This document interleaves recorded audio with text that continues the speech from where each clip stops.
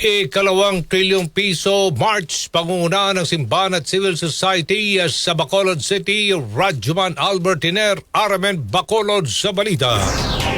Kasado na ang pangalawang trilyon piso anti-corruption na protest rally na pangungunahan ng DSO sa Bacolod at Civil Society sa linggo, Nobyembre 30. Tinatayang ito ang dadaluhan ng 7,000 hanggang 10,000 individual mula sa iba't ibang sektor na titipon sa dalawang assembly area bago gagawin ang pagmarcha at program sa harap ng Bacolod City Government Center replica sa Bacolod Public Plaza. Ayon sa kay Bacolod Bishop Patricio Buson, ito isang peaceful, non-personal at non-political protest rally sa harap ng iba't ibang panawagan. Ayon naman sa kay former Negros Occidental Governor Lito Coscaluala, spokesperson ng Alliance Against Corruption Negros, o tama na ito ang panawagan para sa impartial investigation na dapat managot ang lahat na sangkot sa mga manumaliang flood control projects. Kasama mo sa RMN DYHB Bacolod, Radyoman Albert Hiner, Tatak Remede.